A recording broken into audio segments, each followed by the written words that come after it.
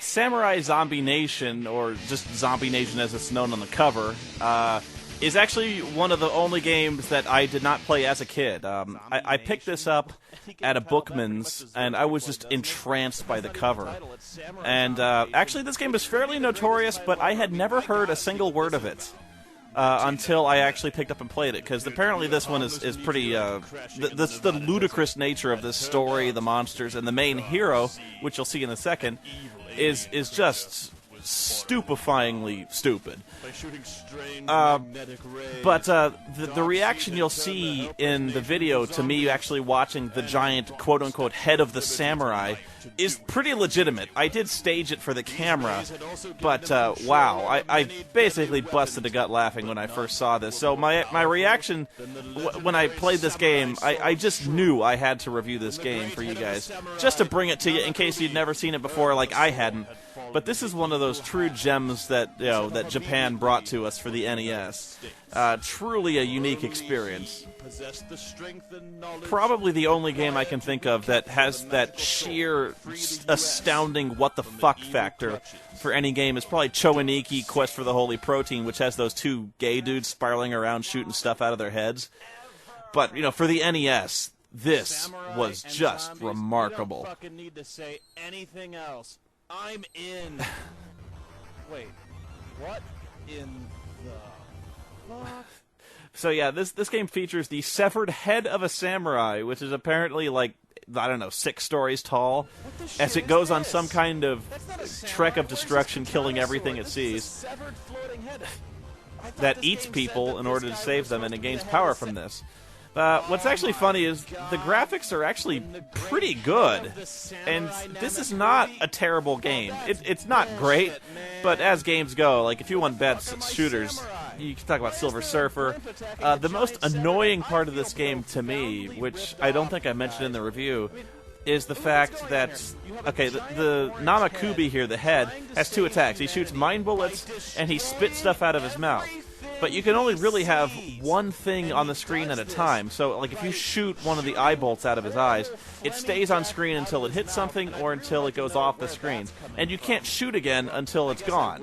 So if you're really close to an enemy, you're really close to a wall, you can shoot rapid fire, no problem. But if you're shooting at something at long range...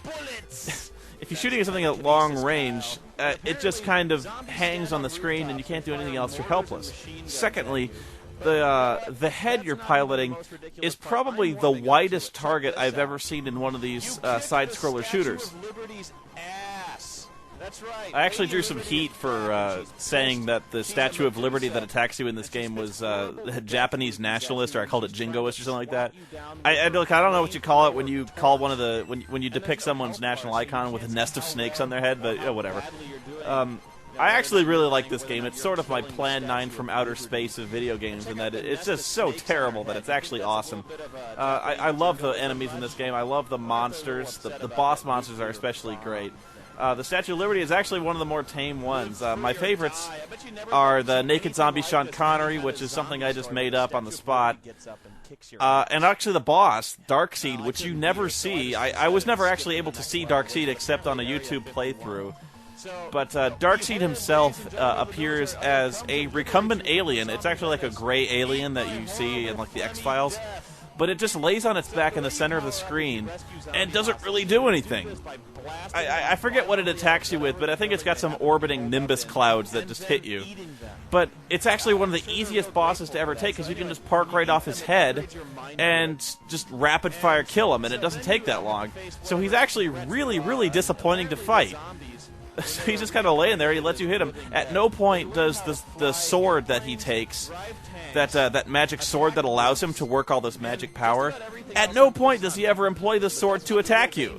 So I sort of think that the localization team that brought this game to the United States just sort of made this stuff up.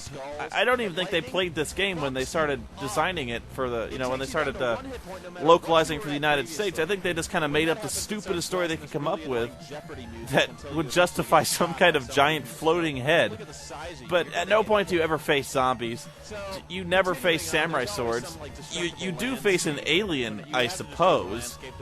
But beyond that, this has nothing to do with samurais. This has nothing to do with zombies. I got snakes in my motherfucking game. It's got more to do with snakes in your game. Half of this shit. I mean, sometimes stuff just blindsides you from the top of the screen. So But yeah, half the fun of this is just watching the ludicrous stuff that will fly out to come kill you. The story of this is actually kind of... I think a lot about the story sometimes, in that you have to wonder why the head of the samurai decided to get up out of his crypt and go fight this alien. Like, why? Did he actually notice the Earth was being conquered and wake up and be like, hey, you can't do that, that's my job, or what? I don't know. I'm thinking about the story way too hard. But at the same time, what inspires a designer to create a game with monstrous snakes, guys who somehow managed to raft against the current of a waterfall and still throw stuff at you? Are those zombies? I have no clue. And yes, Darkseid is somehow able to employ his own palette-swapped versions of Namakubi to come attack you, who move much faster than you. I swear to God, you're not. Here it is. Here he comes. Oh. Naked zombie Sean Connery. I just love the little dance. Watch his moves as he kind of struts about and bounces. He kind of does these little pelvic thrusts. He makes dance moves and stuff. Who throws battle axes at Oh. you that kill you. It's just amazing. And all the while he's doing this. But it's at this point you have to kind of figure that the designers of this game were just joking around. Because, I mean, they still made a decent game. Not great, I said, but they were just having fun with it. So I don't know what they were trying to play on with naked Sean Connery here. If they were trying to play on some kind of homophobia, or they just wanted something that would make you laugh when it loaded up. But you know what? As a design goal, mission accomplished. I really have to hope they weren't trying to go for some kind of serious shooter here. But the animation here is actually surprisingly good when you watch this guy's little dance as he tap dances around the screen. It's amazing. This is my Sean Connery impression. That's right. I'm not giving up. I'm gonna kick this naked zombie's ass. Punch the keys, for God's sakes. Yes. Yes. You're the man now, dog. I'm sorry, I just had to stop and watch that because it still enthralls me. That was for Zardoz, you bitch. I actually review Zardoz on my website as a movie review. Careful. Something's in here. Don't react too well to bullets. Ugh, my Connery sucks.